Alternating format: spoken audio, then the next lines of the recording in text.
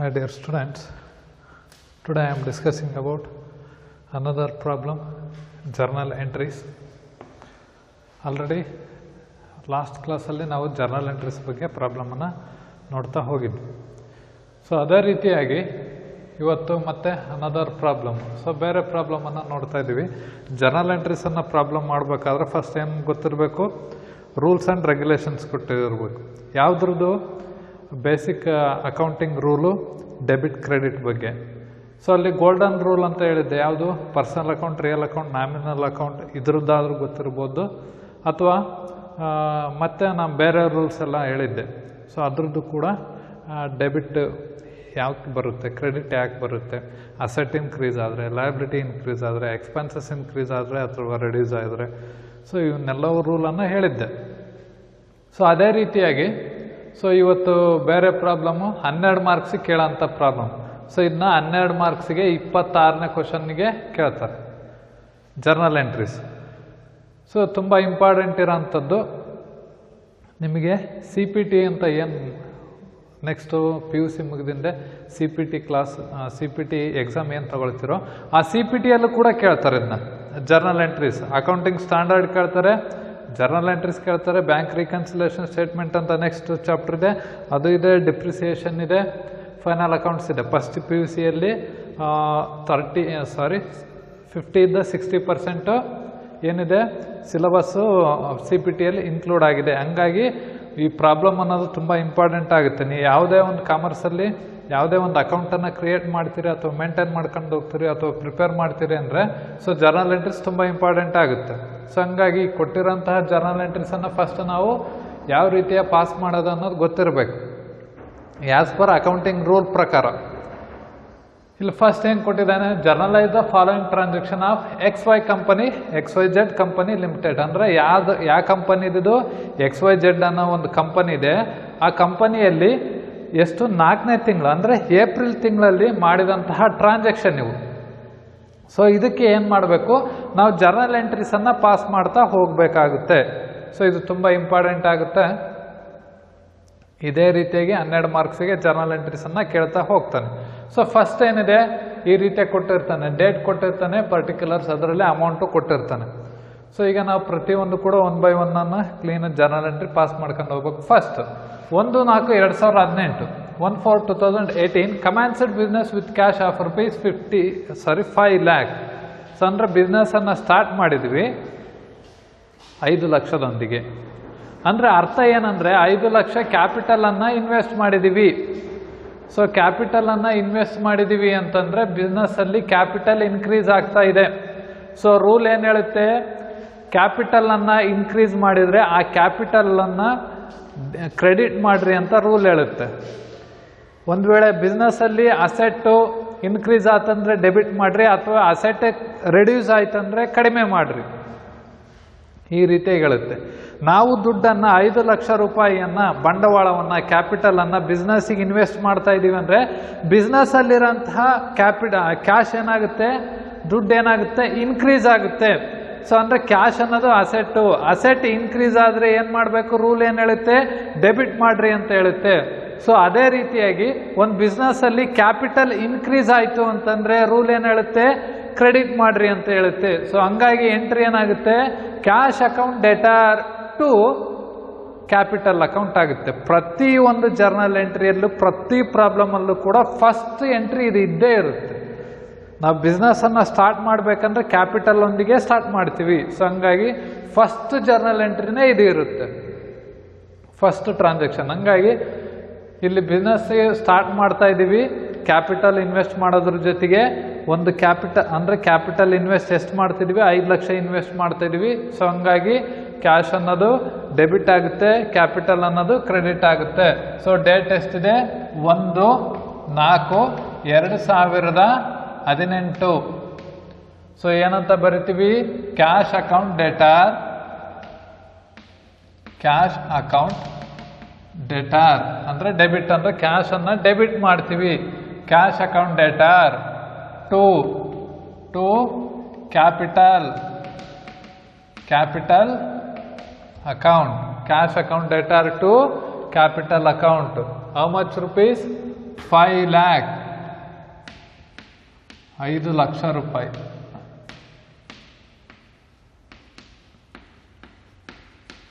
So ಇಷ್ಟಿದೆ. ಅಂದರೆ ನೋಡಿ, ಇಲ್ಲಿ ಒಂದು ಬಿಸ್ನೆಸ್ಸಲ್ಲಿ ನಾವು ಕ್ಯಾಪಿಟಲನ್ನು ಇನ್ವೆಸ್ಟ್ ಮಾಡ್ತಾ ಇದ್ದೀವಿ. ಸೊ ಕ್ಯಾಪಿಟಲನ್ನು ಇನ್ವೆಸ್ಟ್ ಮಾಡ್ತಾ ಇದ್ದೀವಿ ಅಂದರೆ ಬಿಸ್ನೆಸ್ಸಲ್ಲಿರೋಂತಹ ಕ್ಯಾಶ್ ಏನಾಗುತ್ತೆ, ಇನ್ಕ್ರೀಸ್ ಆಗುತ್ತೆ. ಸೊ ಅಸೆಟ್ ಇನ್ಕ್ರೀಸ್ ಆಗುತ್ತೆ. ಅಸೆಟ್ ಇನ್ಕ್ರೀಸ್ ಆಯಿತು ಅಂದರೆ ರೂಲ್ ಏನು ಹೇಳುತ್ತೆ, ಅಸೆಟ್ ಇನ್ಕ್ರೀಸ್ ಆಯಿತು ಅಂದರೆ ಬಿಸ್ನೆಸ್ಸಲ್ಲಿ ಡೆಬಿಟ್ ಮಾಡಿರಿ, ಅಸೆಟ್ ರೆಡ್ಯೂಸ್ ಆಯಿತು ಡಿಕ್ರೀಸ್ ಆಯ್ತು ಅಂದರೆ ಕ್ರೆಡಿಟ್ ಮಾಡ್ರಿ ಅಂತ ಹೇಳುತ್ತೆ. ಸೊ ಇಲ್ಲಿ 5 ಲಕ್ಷ ಇನ್ವೆಸ್ಟ್ ಮಾಡಿದ್ದೀವಿ ಅಂತಂದರೆ 5 ಲಕ್ಷ ಬಿಸ್ನೆಸ್ಸಲ್ಲಿ ಕ್ಯಾಶ್ ಅನ್ನೋದು ಇನ್ಕ್ರೀಸ್ ಆಯಿತು. ಸೊ ಹಂಗಾಗಿ ಅಸೆಟ್ ಇನ್ಕ್ರೀಸ್ ಆದರೆ ಡೆಬಿಟ್ ಬರಿತೀವಿ. ಹಂಗಾಗಿ ಕ್ಯಾಶ್ ಅಕೌಂಟ್ ಡೆಟಾರ್. ನಾವು ಕ್ಯಾಶ್ ಅಕೌಂಟ್ ಯಾಕೆ ಡೆಟಾರೇ ಬರಿತೀವಿ ಅಂದರೆ ರೀಸನ್ ಇಷ್ಟೇ, ಅಸೆಟ್ ಇನ್ಕ್ರೀಸ್ ಆಗ್ತಾ ಇದೆ, ಹಂಗಾಗಿ ನಾವು ಡೆಟಾರ್ ಬರಿತೀವಿ. Cash account debtor to capital account. Capital ಅಂದರೆ ಬಂಡವಾಳ. ಸೊ ಕ್ಯಾಪಿಟಲನ್ನು ಬಿಸ್ನೆಸ್ಸಲ್ಲಿ ಇನ್ವೆಸ್ಟ್ ಮಾಡ್ತಾ ಇದ್ದೀವಿ. ಒಂದು ಬಿಸ್ನೆಸ್ಸಲ್ಲಿ ಕ್ಯಾಪಿಟಲ್ ಇನ್ಕ್ರೀಸ್ ಆಯಿತು ಅಂದರೆ ನಾವೇನು ಮಾಡ್ತೀವಿ, ಕ್ರೆಡಿಟ್ ಬರೀರಿ ಅಂತಂದು ಆ್ಯಸ್ ಪರ್ ಅಕೌಂಟಿಂಗ್ ರೂಲ್ ಹೇಳುತ್ತೆ. ಸೊ ಇನ್ ಕೇಸ್ ಕ್ಯಾಪಿಟಲ್ ಏನಾದರೂ ರೆಡ್ಯೂಸ್ ಆಯಿತು ಅಂದರೆ ಡೆಬಿಟ್ ಬರೀರಿ ಅಂತ ಹೇಳುತ್ತೆ. ಸೊ ಹಂಗಾಗಿ ಇಲ್ಲಿ ಕ್ಯಾಪಿಟಲ್ 5 ಲಕ್ಷ ಇನ್ವೆಸ್ಟ್ ಮಾಡ್ತಾ ಇದ್ದೀವಿ ಅಂದರೆ ಇನ್ಕ್ರೀಸ್ ಆಯಿತು ಕ್ಯಾಪಿಟಲ್ಲು. ಸೊ ಹಂಗಾಗಿ ನಾವೇನು ಮಾಡ್ತೀವಿ, ಕ್ಯಾಪಿಟಲನ್ನು ಕ್ರೆಡಿಟ್ ಬರಿತೀವಿ. Cash account debtor to capital account. ಎಷ್ಟು ಲಕ್ಷ ಇನ್ವೆಸ್ಟ್ ಮಾಡಿರೋದು, 5 ಲಕ್ಷ ಇನ್ವೆಸ್ಟ್ ಮಾಡಿದ್ದೀವಿ. ಸೊ ನರೇಶನ್ ಏನಂತ ಬರಿತೀವಿ, being commenced business with cash. Commenced business with cash. Commenced business with cash.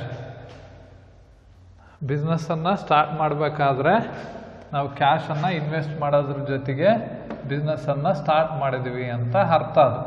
So 5 ಲಕ್ಷ ಇನ್ವೆಸ್ಟ್ ಮಾಡಿದ್ದೀವಿ. ನೋಡ್ರಿ, ರೂಲನ್ನು ಕರೆಕ್ಟಾಗಿ ತಿಳ್ಕೊಂಡಿದ್ರೆ ಮಾತ್ರ ಸೊ ಈಸಿಯಾಗಿ ಪ್ರಾಬ್ಲಮ್ ಅರ್ಥ ಆಗುತ್ತೆ. ಆಮೇಲೆ ಇಲ್ಲಿ ಡೆಬಿಟ್ ಕ್ರೆಡಿಟ್ ಬರಿಬೇಕಾದ್ರೆ ನೋಡ್ಕೋಬೇಕು. ಕೆಲವರು capital account debtor to cash account ಅಂತ ಬರ್ತಾರೆ, ರಾಂಗ್. ನಾವು ಕ್ಯಾಶ್ ಯಾಕೆ ಡೆಬಿಟೇ ಬರಿತೀವಿ, ಕ್ಯಾಪಿಟಲ್ ಯಾಕೆ ಕ್ರೆಡಿಟೇ ಬರಿತೀವಿ ಸ್ಪೆಸಿಫಿಕ್ಕಾಗಿ ಅಂತಂದರೆ ರೀಸನ್ ಅಕೌಂಟಿಂಗ್ ರೂಲ್ ಏನು ಹೇಳುತ್ತೋ ಆ ರೂಲ್ ಪ್ರಕಾರ ನಾವು ಏನು ಮಾಡ್ತೀವಿ, ಕ್ಯಾಲ್ಕುಲೇಟ್ ಮಾಡ್ತಾ ಹೋಗ್ತೀವಿ.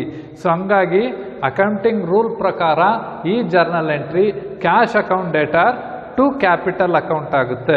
ಸೊ ಇದು first journal entry. Second, bought goods for cash of rupees 30,000 5/4/2018. ಅಂದರೆ 5/4/2020 ಸಾರಿ 5/4/2018 ಬಾಟ್ ಅಂದರೆ ಖರೀದಿ ಅಂತ ಕರಿತೀವಿ. ಸೊ ಬಾಟ್ ಅಂದರೆ ಏನು, ಖರೀದಿ ಮಾಡಿದ್ವಿ. ಸೊ ಖರೀದಿ ಮಾಡಿದ್ವಿ, ಖರೀದಿ ಅಂದ್ರೂ ಒಂದೇ, ಪರ್ಚೇಜ್ ಅಂದ್ರೂ ಒಂದೇ. ಸೊ ಹಂಗಾಗಿ ನಾವು ಏನು ಮಾಡ್ತೀವಿ, bought goods for cash of rupees 30,000 ಅಂದರೆ ಗೂಡ್ಸನ್ನು ಖರೀದಿ ಮಾಡಿದ್ದೀವಿ, ಪರ್ಚೇಸ್ ಮಾಡಿದ್ದೀವಿ. ಸೊ ಅವಾಗ ಏನಾಗುತ್ತೆ, by past tense bought. So ನಾವು ಗೂಡ್ಸನ್ನು ಕೊಂಡ್ಕೊಂಡಿದ್ದೀವಿ. ಸೊ ಎಷ್ಟು, 30,000 ರೂಪಾಯಿದ್ದು. ಸೊ ಅವಾಗ ಎಂಟ್ರಿ ಏನಾಗುತ್ತೆ, ನಾವು ಗೂಡ್ಸನ್ನು ಕೊಂಡ್ಕೊಂಡ್ರೆ ನಮಗೇನಾಗುತ್ತೆ, ಎಕ್ಸ್ಪೆನ್ಸಸ್ ಆಗುತ್ತೆ. ಈ ಡೆಸ್ಟರನ್ನು ಮಾರ್ಕೆಟಲ್ಲಿ ಹೋಗಿ ನಾವು ಕೊಂಡ್ಕೊಂಡ್ರೆ ನಾವು ದುಡ್ಡು ಕೊಡ್ತೀವಿ, ಡೆಸ್ಟರ್ ತಗೊಳ್ತೀವಿ. ನಾವು ದುಡ್ಡು ಕೊಡ್ತಾ ಇದ್ದೀವಿ ಅಂದರೆ ಏನಾಗುತ್ತೆ, ಅದು ಎಕ್ಸ್ಪೆನ್ಸಸ್ ಆಗುತ್ತೆ ನಮಗೆ. ನಾವು ದುಡ್ಡು ಇಸ್ಕೊಂಡ್ರೆ ಇನ್ಕಮ್ ಆಗುತ್ತೆ. ಬಟ್ ಇಲ್ಲಿ ಬಾಟ್ ಗೂಡ್ಸ್ ಅಂದರೆ ಸರಕುಗಳನ್ನು, ಅಂದರೆ ಗೂಡ್ಸ್ ಅಂದರೆ ಸರಕುಗಳು, ಆ ಸರಕುಗಳನ್ನು ನಾವು ಖರೀದಿ ಮಾಡ್ತಾ ಇದ್ದೀವಿ ಅಂತಂದರೆ ಏನಾಗುತ್ತೆ, ನಮಗೆ ಅದು ಎಕ್ಸ್ಪೆನ್ಸಸ್ ಆಗುತ್ತೆ. ಸೊ ಹಂಗಾಗಿ ನಾವು ಒಂದು ಬಿಸ್ನೆಸ್ಸಲ್ಲಿ ಎಕ್ಸ್ಪೆನ್ಸಸ್ ಇನ್ಕ್ರೀಸ್ ಆಯಿತು ಅಂದರೆ ಡೆಬಿಟ್ ಮಾಡಬೇಕು, ಒಂದು ಬಿಸ್ನೆಸ್ಸಲ್ಲಿ ಎಕ್ಸ್ಪೆನ್ಸಸ್ ರೆಡ್ಯೂಸ್ ಆಯಿತು ಅಂದರೆ ಕ್ರೆಡಿಟ್ ಮಾಡಬೇಕು. ಇಲ್ಲಿ ಗೂಡ್ಸನ್ನು ನಾವು ಪರ್ಚೇಸ್ ಮಾಡ್ತಾ ಇದ್ದೀವಿ. ಸೊ ಅವಾಗೇನಾಗುತ್ತೆ, ನಮಗೆ ಎಕ್ಸ್ಪೆನ್ಸಸ್ ಆಗುತ್ತೆ, ಎಕ್ಸ್ಪೆನ್ಸಸ್ ಇನ್ಕ್ರೀಸ್ ಆಗುತ್ತೆ. ಹಂಗಾಗಿ ನಾವು ಎಕ್ಸ್ಪೆನ್ಸಸ್ ಇನ್ಕ್ರೀಸ್ ಆದಾಗ ನಾವು ಡೆಬಿಟ್ ಬರಿತೀವಿ. ಏನನ್ನ ಡೆಬಿಟ್ ಬರಿತೀವಿ, ಬಾಟ್ ಅಕೌಂಟ್ ಅಂತ ಬರೆಯಲ್ಲ, ಅದನ್ನ ಪರ್ಚೇಸ್ ಅಕೌಂಟ್ ಅಂತ ಬರಿತೀವಿ. ಸೊ ಹಂಗಾಗಿ ನಾವು ಡೆಬಿಟ್ ಏನು ಬರಿತೀವಿ, purchase account purchase account debtor to ನಾವು 30,000 ಗೂಡ್ಸನ್ನು ಪರ್ಚೇಸ್ ಮಾಡಿದ್ದೀವಿ ಅಂತ ಕೊಟ್ಟಿದ್ದಾರಲ್ಲ, ಆ 30,000 ಗೂಡ್ಸನ್ನು ಪರ್ಚೇಸ್ ಮಾಡಿದ್ದೀವಿ, ನಾವು ಕ್ಯಾಶ್ ಕೊಟ್ಟಿದ್ದೀವಿ, 30,000 ರೂಪಾಯಿ ನಾವು ಕೊಟ್ಟಿದ್ದೀವಿ, ಅವ್ರು ಗೂಡ್ಸ್ ಕೊಟ್ಟಿದ್ದಾರೆ. ಸೊ ಅಂದರೆ ನಾವೇನು ಕೊಟ್ವಿ? ಕ್ಯಾಶ್ ಕೊಟ್ವಿ. ಸೊ ಅಂದರೆ ಅಸೆಟ್ ಏನಾಗುತ್ತೆ? ರೆಡ್ಯೂಸ್ ಆಗ್ತಾ ಇದೆ, ನಮ್ಮಲ್ಲಿರೋಂತಹ ದುಡ್ಡು ಕಡಿಮೆ ಆಗ್ತಾ ಇದೆ. ಸೊ ಅಂದರೆ ನಮ್ಮಲ್ಲಿರೋಂಥ ಕ್ಯಾಶು ಕಡಿಮೆ ಆಗ್ತಾ ಇದೆ. ಯಾಕೆ ಕಡಿಮೆ ಆಗ್ತಿದೆ ಅಂದರೆ 30,000 ನಾವು ಏನೋ ಗೂಡ್ಸನ್ನು ಪರ್ಚೇಸ್ ಮಾಡಿದ್ದೀವಿ. ಸೊ ಅಂದರೆ ಅಸೆಟ್ಟು ರೆಡ್ಯೂಸ್ ಆಯಿತು ಅಂದರೆ ನಾವೇನು ಮಾಡಬೇಕು? ಕ್ರೆಡಿಟ್ ಮಾಡಬೇಕು ಆ್ಯಸ್ ಪರ್ ರೂಲ್ ಪ್ರಕಾರ. ಸೊ ಹಂಗಾಗಿ purchase account debtor to cash account ಅಂತ ಬರಿತೀವಿ. Purchase account debtor to cash account. ನರೇಶ್ ಅಮೌಂಟ್ ಎಷ್ಟಿದೆ? 30,000.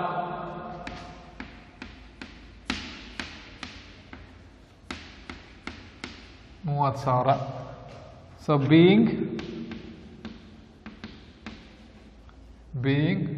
bought goods for cash,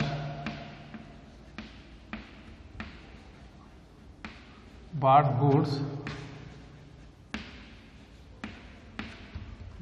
goods for cash ಇಷ್ಟು ಅಂದರೆ ಗೂಡ್ಸನ್ನು ಪರ್ಚೇಸ್ ಮಾಡಿದ್ವಿ. ಎಷ್ಟು? 30,000 ರೂಪಾಯಿ ಕೊಟ್ಟು. ಸೊ ಎಂಟ್ರಿ ಏನಾಗುತ್ತೆ? Purchase account debtor to cash account ಆಗುತ್ತೆ. ಸೊ ಇದು ಎಂಟ್ರಿ. ಇದು ನಾವು ಪ್ರತಿಯೊಂದು ಎಂಟ್ರಿ ಬರಿಬೇಕಾದ್ರೆ ನಾವು ಯಾವುದ್ರ ಬೇಸ್ ಮೇಲೆ ಬರಿತೀವಿ? ಡೆಬಿಟ್ ಮತ್ತು ಕ್ರೆಡಿಟ್ ಬೇಸ್ ಮೇಲೆ ಬರೆಯೋದು. ಸೊ ಹಂಗಾಗಿ ಏನು ಮಾಡ್ತೀವಿ ಅಂದರೆ ರೂಲನ್ನು ಚೆನ್ನಾಗಿ ತಿಳ್ಕೊಂಡಿರಬೇಕು. ಯಾವ್ದು ರೂಲು? ಡೆಬಿಟ್ ಮತ್ತು ಕ್ರೆಡಿಟ್ ರೂಲು. ಡೆಬಿಟ್ ಏನು ಹೇಳುತ್ತೆ, ಸೊ ಕ್ರೆಡಿಟ್ ಏನು ಹೇಳುತ್ತೆ ಅಂತಂದು. Next entry, purchase machinery for ₹20,000 on 9/4/2018. 9/4/2018 ಮಷನರಿಯನ್ನು ಪರ್ಚೇಸ್ ಮಾಡಿದ್ದಾರೆ 20,000 ರೂಪಾಯಿಗೆ. ಸೊ ಮಷನರಿ ಅನ್ನೋದು ಕೂಡ ಒಂದು ಅಸೆಟ್ ಆಗುತ್ತೆ, ಫಿಕ್ಸ್ಡ್ ಅಸೆಟ್ ಆಗುತ್ತೆ. ಮಷನರಿಯನ್ನು ಪರ್ಚೇಸ್ ಮಾಡಿದ್ದಾರೆ ಅಂದರೆ ಅದು ನಮಗೆ ಏನಾಗುತ್ತೆ? ಎಕ್ಸ್ಪೆನ್ಸಸ್ ಆಗುತ್ತೆ. ಯಾಕೆ ಎಕ್ಸ್ಪೆನ್ಸಸ್ ಆಗುತ್ತೆ? ನಾವು ಅಂಗಡಿಗೆ ಹೋಗಿರ್ತೀವಿ, ಮಷನರಿನ ತಗೊಳ್ತೀವಿ. ಮಷನರಿ ತಗೊಂಡಾಗ ನಾವೇನು ಮಾಡಬೇಕು? ದುಡ್ಡನ್ನು ಕೊಡಬೇಕು. ನಾವು ದುಡ್ಡನ್ನು ಕೊಡ್ತಾ ಇದ್ದೀವಿ ಅಂದರೆ ಏನಾಗುತ್ತೆ? ಅದು ಎಕ್ಸ್ಪೆನ್ಸಸ್ ಆಗುತ್ತೆ. ಸಿಂಪಲ್ ಆಗಿ ತಿಳ್ಕೊಳ್ರಿ, ನಾವು ದುಡ್ಡು ಕೊಡ್ತಾ ಇದ್ದೀವಿ ಅಂದರೆ ಎಕ್ಸ್ಪೆನ್ಸಸ್ ಆಗುತ್ತೆ. ನಮಗೆ ದುಡ್ಡು ಬರ್ತಾ ಇದೆ ಅಂದರೆ ಅದು ಇನ್ಕಮ್ ಆಗುತ್ತೆ. ಅದು ಯಾವುದಾದ್ರೂ ಆಗಿರ್ಬೋದು. ಸೊ ಹಂಗಾಗಿ ಇಲ್ಲಿ ಮಷನರಿ ಪರ್ಚೇಸ್ ಮಾಡ್ತಾ ಇದ್ದೀವಿ ಅಂದರೆ ನಮಗೆ ಎಕ್ಸ್ಪೆನ್ಸಸ್ ಆಗುತ್ತೆ. ಅಂದರೆ ಒಂದು ಬಿಸ್ನೆಸ್ಸಲ್ಲಿ ಎಕ್ಸ್ಪೆನ್ಸಸ್ ಇನ್ಕ್ರೀಸ್ ಆಯಿತು ಅಂದರೆ ಡೆಬಿಟ್ ಮಾಡ್ತೀವಿ. ನೆಕ್ಸ್ಟ್ ಎಕ್ಸ್ಪೆನ್ಸಸ್ ರೆಡ್ಯೂಸ್ ಆಯಿತು ಅಂದರೆ ಕ್ರೆಡಿಟ್ ಮಾಡ್ತೀವಿ. ಸೊ ಇಲ್ಲಿ ಮಷನರಿಯನ್ನು ಪರ್ಚೇಸ್ ಮಾಡಿದ್ದೀವಿ. ಎಷ್ಟು? 20,000 ರೂಪಾಯಿಗೆ. ಸೊ ಮಷನರಿಯನ್ನು ಪರ್ಚೇಸ್ ಮಾಡಿದ್ದೀವಿ 20,000 ರೂಪಾಯಿಗೆ. ಮಷನರಿ ತೊಗೊಂಡ್ವಿ, ನಾವೇನು ಮಾಡಿದ್ವಿ? ಅಂಗಡಿಗೆ 20,000 ರೂಪಾಯಿ ಕೊಟ್ವಿ. ಅಂದರೆ ಏನಾಯಿತು? ಕ್ಯಾಶ್ ನಮ್ಮ ಕಡೆ ಇದ್ದ ಹೋಯ್ತು. ನಮ್ಮ ಕಡೆ ಇದ್ದ ಕ್ಯಾಶ್ ಹೋಯಿತು ಅಂದರೆ ಕ್ಯಾಶ್ ಏನಾಯಿತು? ಕಡಿಮೆ ಆಯಿತು. ಸೊ ಅಸೆಟ್ಟು ಕಡಿಮೆ ಆಯಿತು, ರೆಡ್ಯೂಸ್ ಆಯಿತು. ಸೊ ಅಸೆಟ್ ರೆಡ್ಯೂಸ್ ಆದಾಗ ಕ್ರೆಡಿಟ್ ಮಾಡ್ತೀವಿ. ಸೊ ಇವಾಗ ಡೆಬಿಟ್ ಏನು ಮಾಡ್ತೀವಿ? Purchase account debtor to cash account ಅಂತ ಬರೆಯಲ್ಲ ಇಲ್ಲಿ. ಯಾಕೆ ಬರೆಯಲ್ಲ ಅಂತಂದರೆ ನಾವೇನು ಪರ್ಚೇಸ್ ಮಾಡಿದ್ದೀವಿ ಅನ್ನೋ ಸ್ಪೆಸಿಫಿಕ್ಕಾಗಿ ಕೊಟ್ಟಿದ್ದಾನೆ. ಏನು ಪರ್ಚೇಸ್ ಮಾಡಿರೋದು? ಮಷನರಿಯನ್ನು ಪರ್ಚೇಸ್ ಮಾಡಿದ್ದೀವಿ. ಸೊ ಹಂಗಾಗಿ ನಾವು ಮಷನರಿಯನ್ನು ಡೆಬಿಟ್ ಅಂತ ಬರಿತೀವಿ. Sir purchase account debtor to cash account ಬರಿಬೋದಲ್ಲ ಸರ್ ಅಂತ ಅನ್ಬೋದು. But purchased goods for cash ಅಂತ ಕೊಟ್ಟರೆ ಪರ್ಚೇಸ್ ಅಕೌಂಟ್ ಅಂತ ಬರಿತೀವಿ. ಯಾಕಂದರೆ ಗೂಡ್ಸ್ ಅಕೌಂಟ್ ಅಂತ ಬರೆಯಲ್ಲ ನಾವು. ಸೊ ಹಂಗಾಗಿ ಯಾವ ಗೂಡ್ಸನ್ನು ನಮಗೆ ಸ್ಪೆಸಿಫಿಕ್ಕಾಗಿ ಗೊತ್ತಿಲ್ಲ. ಬಟ್ ಪರ್ಚೇಸ್ ಮಷನರಿ ಅಂತ ಕೊಟ್ಟಾಗ ಏನು ಪರ್ಚೇಸ್ ಮಾಡಿರೋದು? ಮಷನರಿ, ಈಸಿಯಾಗಿ ಹೇಳ್ತೀವಿ. ಸೊ ಹಂಗಾಗಿ machinery account debtor to cash account ಅಂತ ಬರಿತೀವಿ. ಯಾವಾಗ? 9/4/2018.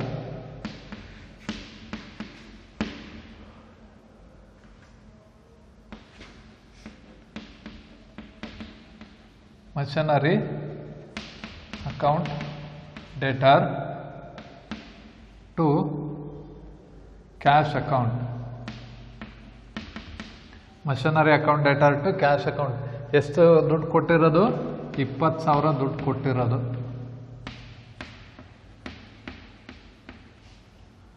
ನೆಕ್ಸ್ಟ್ ಇದಾದಮೇಲೆ ಇಲ್ಲಿ ನೋಡಿ sir, purchase account debtor to cash account ಬರಿಬೋದಲ್ಲ ಸರ್? ಬರೆಯೋಕ್ಕೆ ಬರಲ್ಲ ಸರ್, ಮಾರ್ಕ್ಸು ಕೊಡೋದಿಲ್ಲ ಸರ್. ಯಾಕೆ ಸರ್ ಅಂತಂದರೆ ಏನನ್ನ ಪರ್ಚೇಸ್ ಮಾಡಿದ್ವಿ, ಮಷನರಿಯನ್ನು ಪರ್ಚೇಸ್ ಮಾಡಿದ್ವಿ. ಹಂಗಾಗಿ ನಾವು machinery account debtor to cash account ಅಂತ ಬರ್ತೀವಿ.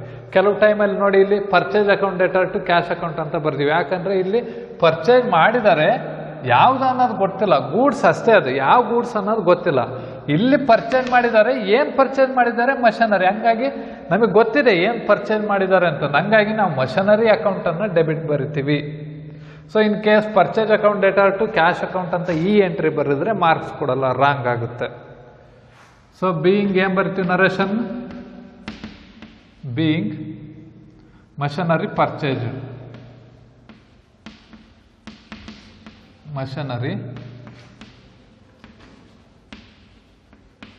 Machinery purchase.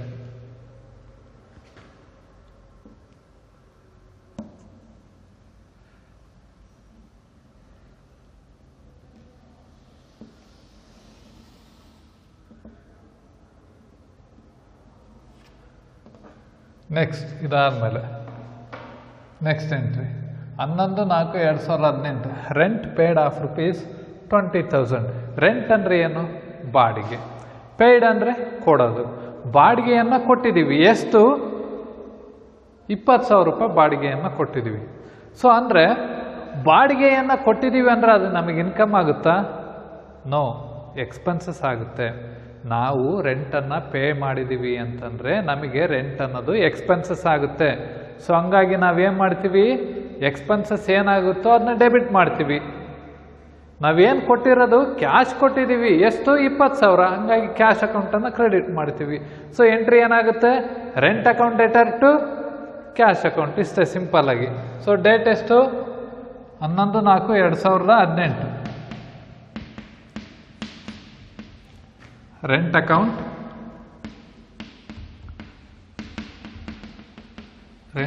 ಡೇಟರ್ to rent account debtor to cash account 20,000.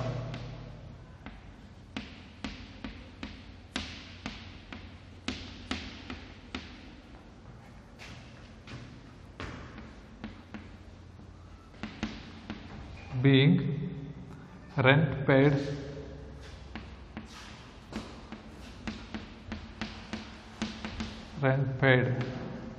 so ಇಷ್ಟು being rent paid. ಸೊ ಎಷ್ಟು ಪೇಡ್ ಮಾಡಿದ್ದೀವಿ, ರೆಂಟ್ ಪೇಡ್ ಎಷ್ಟು, ₹20,000. ಸೊ ಇದು ಜರ್ನಲ್ ಎಂಟ್ರೀಸ್, ₹20,000 ರೆಂಟನ್ನು ಪೇ ಮಾಡಿದ್ದೀವಿ. ಸೊ ನಾವೇನು ಮಾಡಬೇಕಾಗುತ್ತೆ, ಸೊ ಜರ್ನಲ್ ಎಂಟ್ರೀಸನ್ನು ಪಾಸ್ ಮಾಡಬೇಕಾಗುತ್ತೆ.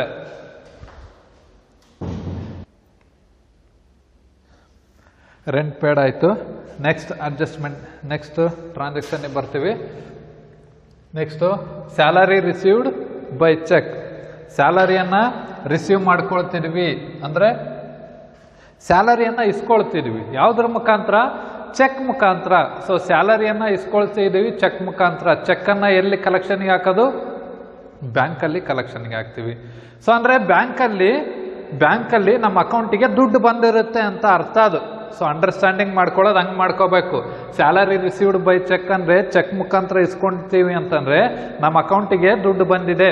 ಸೊ ಎಷ್ಟು ದುಡ್ಡು ಬಂದಿದೆ, ₹15,000 ದುಡ್ಡು ಬಂದಿದೆ. ಸೊ ಅಂದರೆ ₹15,000 ನಮ್ಮ ಅಕೌಂಟಿಗೆ ದುಡ್ಡು ಬಂದಿದೆ ಅಂದರೆ ಬ್ಯಾಂಕಲ್ಲಿರೋಂತಹ ದುಡ್ಡು ಏನಾಯಿತು, ಇನ್ಕ್ರೀಸ್ ಆಯಿತು. ಸೊ ಬ್ಯಾಂಕಲ್ಲಿ ಇರೋಂಥ ಹಣ ಜಾಸ್ತಿ ಆದಾಗ ಬ್ಯಾಂಕ್ ಅನ್ನೋದು ಕೂಡ ಒಂದು ಅಸೆಟ್.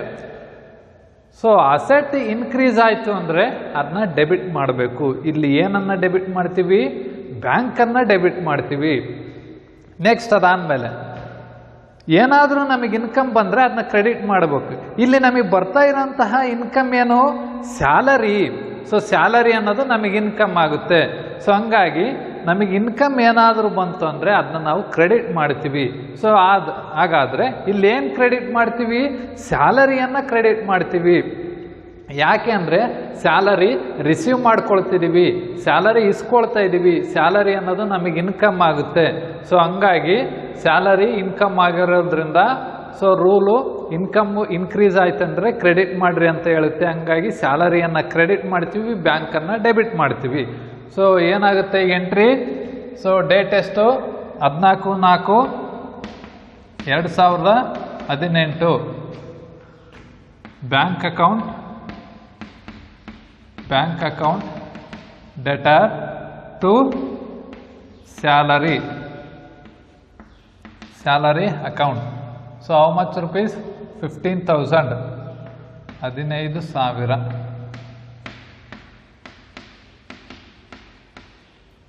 ಇಷ್ಟಿದೆ. ಸೊ ನರೇಶನ್ ಏನಂತ ಬರ್ತೀವಿ? Being salary received by cheque, salary received by cheque ಮುಖಾಂತರ ಸ್ಯಾಲರಿಯನ್ನು ಇಸ್ಕೊಂಡಿದ್ದೀವಿ.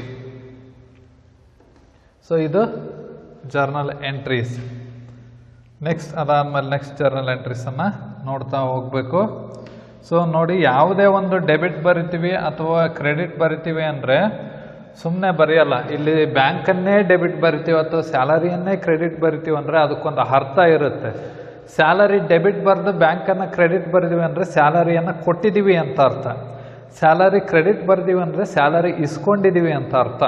ಸೊ ಹಂಗಾಗಿ ಡೆಬಿಟ್ ಮತ್ತು ಕ್ರೆಡಿಟ್ ಬರಿತಾ ಇದ್ದೀವಿ ಅಂದರೆ ಸೊ ಅದ್ರ ಉದ್ದೇಶ ಬೇರೆ ಇರುತ್ತೆ. ಸೊ ಹಂಗಾಗಿ ನಾವು ಆ್ಯಸ್ ಪರ್ ಅಕೌಂಟಿಂಗ್ ರೂಲ್ ಪ್ರಕಾರನೇ, ಡೆಬಿಟ್ ಆ್ಯಂಡ್ ಕ್ರೆಡಿಟ್ ರೂಲ್ ಪ್ರಕಾರನೇ ನಾವು ಜರ್ನಲ್ ಎಂಟ್ರೀಸನ್ನು ಬರಿತಾ ಹೋಗ್ತೀವಿ. ನೆಕ್ಸ್ಟ್ ಅದಾದಮೇಲೆ commission received for cash of rupees 9,000. ಕಮಿಷನನ್ನು ಇಸ್ಕೊಂಡಿದ್ವಿ. ಕಮಿಷನ್ ಇಸ್ಕೊಂಡ್ರೆ ನಮಗೇನಾಗುತ್ತೆ? ಇನ್ಕಮ್ ಆಗುತ್ತೆ. ಏನು ಇನ್ಕಮ್ ಆಗುತ್ತೆ? ಕಮಿಷನ್ ಅನ್ನೋದು ನಮಗೆ ಇನ್ಕಮ್ ಆಗುತ್ತೆ.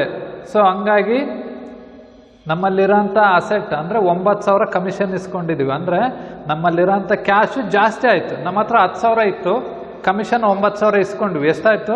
19,000 ಆಯಿತು. ಅಂದರೆ ಕ್ಯಾಶ್ 10,000 ಇದ್ದಿದ್ದು ಎಷ್ಟಾಯಿತು? 19,000 ಆಯಿತು. ಅಂದರೆ ಇನ್ಕ್ರೀಸ್ ಆಯಿತು. ಸೊ ಇನ್ಕ್ರೀಸ್ ಆದಾಗ ಏನಾಗುತ್ತೆ? ನಾವು ಅಸೆಟ್ ಇನ್ಕ್ರೀಸ್ ಆದರೆ ಡೆಬಿಟ್ ಮಾಡಿರಿ ಅಂತ ಹೇಳ್ತೀವಿ. ಸೊ ಇಲ್ಲಿ ಕ್ಯಾಶ್ ಅನ್ನೋದು ಅಸೆಟ್ ಇನ್ಕ್ರೀಸ್ ಆಯಿತು. ಅವಾಗ ಏನು ಮಾಡ್ತೀವಿ? ಕ್ಯಾಶನ್ನು ಡೆಬಿಟ್ ಬರಿತೀವಿ. ಇನ್ಕಮ್ ಏನೋ ನಮಗೆ ಕಮಿಷನ್ ಇನ್ಕಮ್ಮು, ಹಂಗಾಗಿ ಇನ್ಕಮನ್ನು ನಾವು ಕ್ರೆಡಿಟ್ ಮಾಡ್ತೀವಿ. ಸೊ ಇವಾಗ ಎಂಟ್ರಿ ಏನಾಗುತ್ತೆ? ಸೊ ಡೇಟ್ ಎಷ್ಟು? 18/4/2018. ಸೊ ಡೆಬಿಟ್ ಏನು ಬರ್ತೀವಿ? Cash account debtor to commission account. Cash account debtor to commission account. ಇಲ್ಲಿ ನೋಡಿ ಅಮೌಂಟ್ ಎಷ್ಟಿದೆ? 9,000 ಇಸ್ಕೊಳ್ತಿರೋದು. ಸೊ 9,000 ಇಸ್ಕೊಂಡಿದ್ದೀವಿ. ಸೊ 9,000 ಇಸ್ಕೊಂಡಿದ್ದೀವಿ. ನರೇಶನ್ ಏನಂತ ಬರಿತೀವಿ? ಬೀಯಿಂಗ್ ಕಮಿಷನ್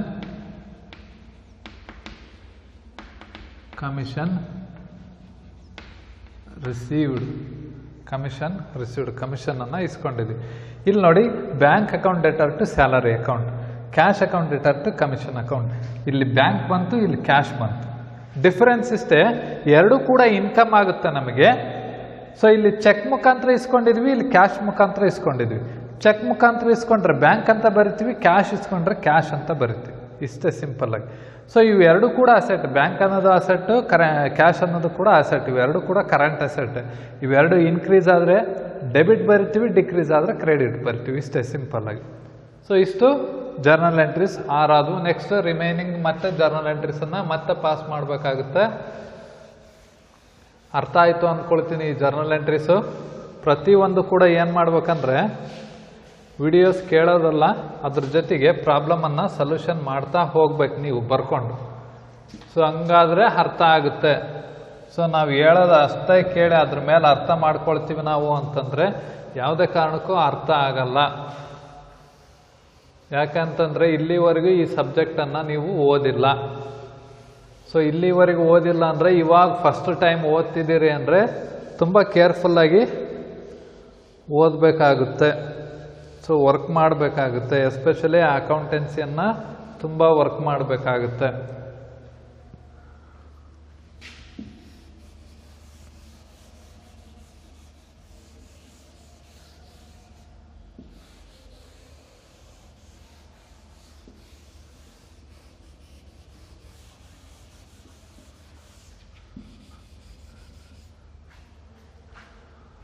ನೆಕ್ಸ್ಟ್ ಅದಾದಮೇಲೆ next entry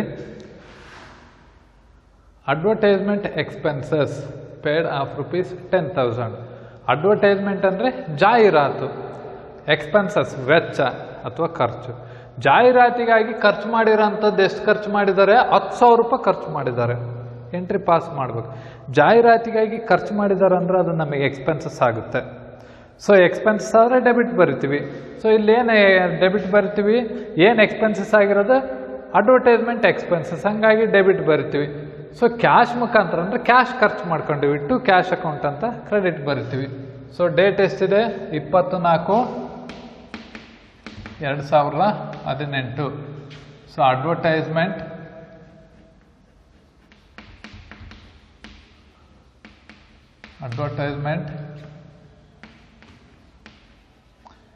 expenses account debtor to cash account. Advertisement expenses account debtor to cash account. So how much rupees? 10,000 rupees spent for advertisement expenses. Advertising is very important for business.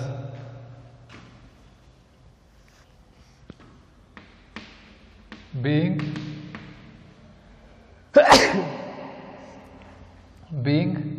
advertisement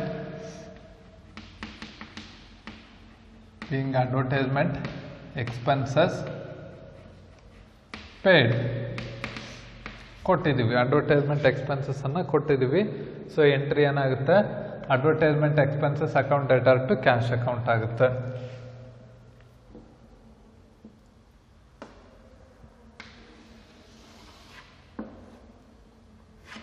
next ಅದಾದಮೇಲೆ travelling expenses paid by cheque ₹2,000. Travelling expenses ಅಂದರೆ ಪ್ರಯಾಣದ ವೆಚ್ಚ.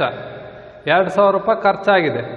So ₹2,000 ಖರ್ಚು ಮಾಡಿದ್ದೀವಿ ಟ್ರಾವೆಲಿಂಗಿಗೋಸ್ಕರ ಅಂದರೆ ಅದು expenses ಆಗುತ್ತೆ. So ಅದು ಕೂಡ ಸೇಮ್ ಎಂಟ್ರಿನೇ ಆಗುತ್ತೆ. ಹೆಂಗಂದರೆ ಸೊ ಡೇಟ್ ಎಷ್ಟು? 21/4/2018. Travelling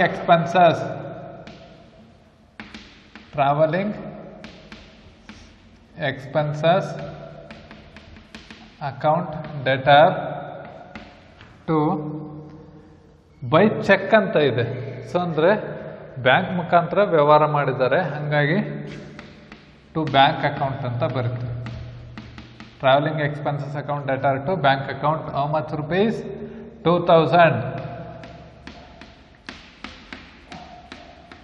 2,000 spent for traveling expenses in a business. Narration being traveling expenses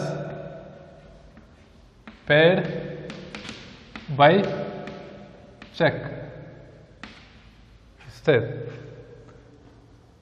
Next entry.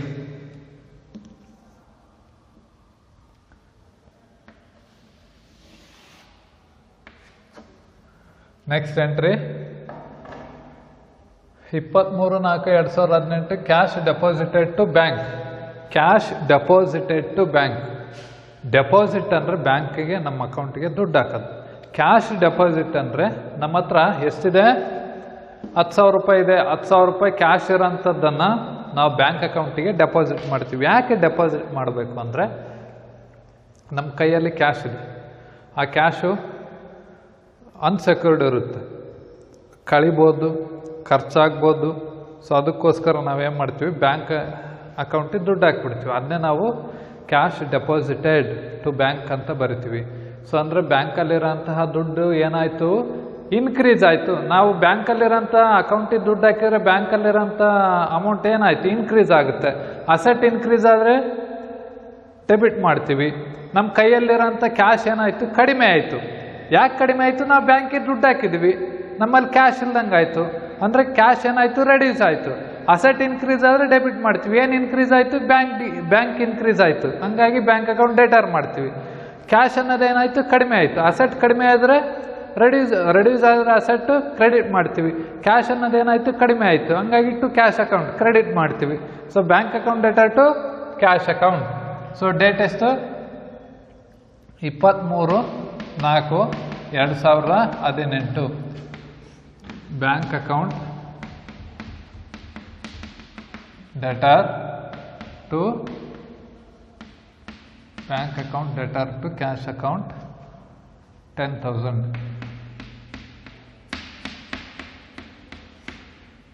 being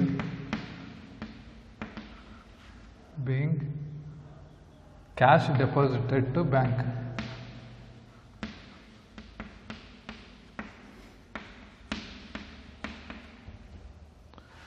Cash deposited to bank.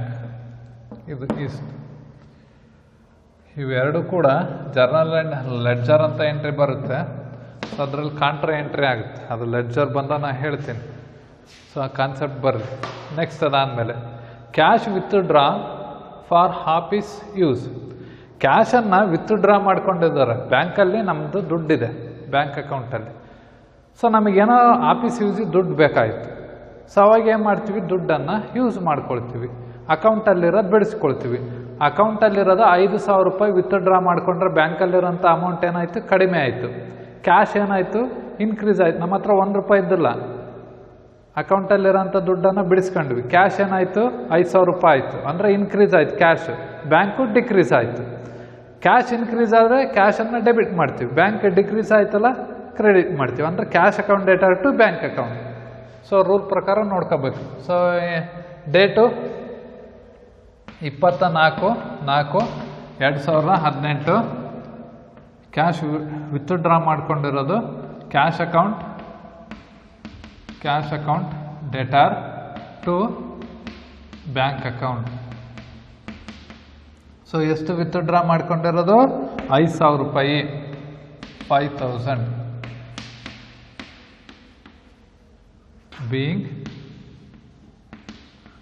being cash withdrawn for office use. ಕ್ಯಾಶನ್ನು ವಿತ್ಡ್ರಾ ಮಾಡ್ಕೊಂಡಿದ್ದಾರೆ office ಯೂಸಿಗೆ.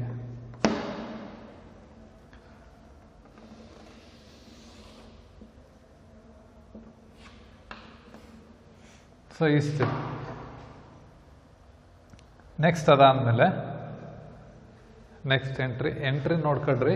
ಇಲ್ಲಿ bank account debtor to cash account ಆಯಿತು, cash account debtor to bank account ಆಯಿತು. Difference ಇಷ್ಟೇ, ನಾವು ಕ್ಯಾಶನ್ನು ಬ್ಯಾಂಕಿಗೆ deposit ಮಾಡ್ತೀವಿ. ಹಂಗಾಗಿ ಸೊ ಬ್ಯಾಂಕಲ್ಲಿರೋಂಥ ದುಡ್ಡು ಜಾಸ್ತಿ ಆಗುತ್ತೆ, ಕ್ಯಾಶ್ ಕಡಿಮೆ ಆಗುತ್ತೆ. ಹಾಗಾಗಿ ಬ್ಯಾಂಕನ್ನು ಡೆಬಿಟ್ ಮಾಡಿದ್ವಿ, ಕ್ಯಾಶನ್ನು ಕ್ರೆಡಿಟ್ ಮಾಡಿದ್ವಿ. ಈ ಕ್ಯಾಶನ್ನು ಬಿಡಿಸ್ಕೊಳ್ತಿದ್ವಿ ಅಕೌಂಟಿಂದ. ಸೊ ಕ್ಯಾಶ್ ಏನಾಯಿತು, ಇನ್ಕ್ರೀಸ್ ಆಯಿತು, ಬ್ಯಾಂಕು ಡಿಕ್ರೀಸ್ ಆಯಿತು. ಹಂಗಾಗಿ cash account debtor to bank account. So ಈ ರೀತಿಯಾಗಿ ರೂಲ್ಸ್ ಪ್ರಕಾರನೇ ಮಾಡಬೇಕಾಗುತ್ತೆ. Next wages paid by cheque of ₹2,000. Wages ಅಂದರೆ ಕೂಲಿ. ಸೊ ಕೂಲಿಯನ್ನು ಕೊಡ್ತಾ ಇದ್ದೀವಿ 2,000 ರೂಪಾಯಿಗೆ ಚೆಕ್ ಮುಖಾಂತರ. ಸೊ ಅಂದರೆ ಬ್ಯಾಂಕ್ ಮುಖಾಂತರ ಕೊಡ್ತಾ ಇದ್ದೀವಿ. ಸೊ ವೇಜಸ್ ಅಂದರೆ ಕೂಲಿ ಕೊಡ್ತಾ ಇದ್ದೀವಿ, ನಾವು ದುಡ್ಡು ಕೊಡ್ತಾ ಇದ್ದೀವಿ ಅಂದರೆ ಎಕ್ಸ್ಪೆನ್ಸಸ್ ಆಗುತ್ತೆ, ಡೆಬಿಟ್ ಮಾಡ್ತೀವಿ. ಏನನ್ನು, ವೇಜಸ್ಸನ್ನು. ಸೊ ಬ್ಯಾಂಕ್ ಮುಖಾಂತರ ಚೆಕ್ ಮುಖಾಂತರ ಕೊಡೋದ್ರಿಂದ ಬ್ಯಾಂಕ್ ಅಕೌಂಟನ್ನು ಕ್ರೆಡಿಟ್ ಮಾಡ್ತೀವಿ. ಸೊ 27/4/2018 ವೇಜಸ್ ಅಂದರೆ ಕೂಲಿ ಅಂತ ಅರ್ಥ. Wages account debtor to cheque ಮುಖಾಂತರ ಕೊಡೋದ್ರಿಂದ ಬ್ಯಾಂಕ್ ಅಂತ ಬರ್ತೀವಿ, to bank account. being wages paid. So ಎಷ್ಟು, 2,000 ರೂಪಾಯಿ. 2,000 ರೂಪಾಯಿ ಕೊಟ್ಟಿದ್ದೀವಿ. ನೆಕ್ಸ್ಟ್ ಅದಾದಮೇಲೆ ಪರ್ಚೇಸ್ ಫರ್ನಿಚರ್ ಆಫ್ ₹25,000. ಅಂದರೆ ಫರ್ನಿಚರನ್ನು ಪರ್ಚೇಸ್ ಮಾಡಿದ್ವಿ. ಸೊ ಫರ್ನಿಚರನ್ನು ಪರ್ಚೇಸ್ ಮಾಡಿದರೆ ಏನಾಗುತ್ತೆ, ನಮಗೆ ಎಕ್ಸ್ಪೆನ್ಸಸ್ ಆಗುತ್ತೆ. ಸೊ ಎಕ್ಸ್ಪೆನ್ಸಸ್ ಆಗೋದ್ರಿಂದ ನಾವು ಏನು ಮಾಡ್ತೀವಿ, ಡೆಬಿಟ್ ಮಾಡ್ತೀವಿ. ಏನನ್ನ, ಫರ್ನಿಚರನ್ನು. ಸೊ ಹಂಗಾಗಿ 28/4/2018 furniture account debtor to cash account. Furniture account debtor to cash account. ಎಷ್ಟು ದುಡ್ಡು ಕೊಟ್ಟಿರೋದು, 25,000 ರೂಪಾಯಿ ಫರ್ನಿಚರ್ ಪರ್ಚೇಸ್ ಮಾಡಿರೋದು. ಸೊ 25,000. ಸೊ ಬೀಯಿಂಗ್ ನರೇಷನ್ ಏನು ಬರ್ತೀವಿ, ಬೀಯಿಂಗ್ ಪರ್ಚೇಜ್ ಫರ್ನಿಚರ್. ಸೊ ಈ ರೀತಿಯ ಬರಿತೀವಿ. ಸೊ ಇಷ್ಟು ನಿಮಗೆ 12 ಮಾರ್ಕ್ಸಿಗೆ ಕೇಳ್ತಾರೆ. ತುಂಬ ಈಸಿ ಇರೋಂಥದ್ದು. ಯಾರಿಗೆ ಅಕೌಂಟಿಂಗ್ ರೂಲ್ ಗೊತ್ತಿರುತ್ತೋ ಸೊ ಅವರು ಈಸಿಯಾಗಿ ಪ್ರಾಬ್ಲಮ್ ಮಾಡ್ತಾರೆ, ಏನು ಕಷ್ಟಪಡೋ ಅವಶ್ಯಕತೆ ಏನಿಲ್ಲ. ಸೊ ಒಂದು 5ರಿಂದ 6 ನಿಮಿಷ ಮಾಡೋಂಥ ಪ್ರಾಬ್ಲಮ್ ಇದು. ಸೊ ಹಂಗಾಗಿ ಕ್ಲೀನಾಗಿ ನೋಡ್ಕೋಬೇಕಾಗುತ್ತೆ. 12 ಮಾರ್ಕ್ಸಿಗೆ ಕೇಳ್ತಾರೆ, 12ಕ್ಕೆ 12 ಕೂಡ ತಗೋಬಹುದು. ಸೊ ಇಷ್ಟು ಈ ಪ್ರಾಬ್ಲಮಿಗೆ ಸಂಬಂಧಪಟ್ಟಿರೋಂಥದ್ದು. ನೆಕ್ಸ್ಟ್ ಕ್ಲಾಸಲ್ಲಿ ಮತ್ತೆ ನೆಕ್ಸ್ಟ್ ಪ್ರಾಬ್ಲಮ್ನೊಂದಿಗೆ ಮತ್ತೆ ಡಿಸ್ಕಷನ್ ಮಾಡ್ತಾ ಹೋಗೋಣ. ಸೊ ಎಲ್ರಿಗೂ ಅರ್ಥ ಆಗಿದೆ ಅಂದ್ಕೊಳ್ತೀನಿ. So thank you.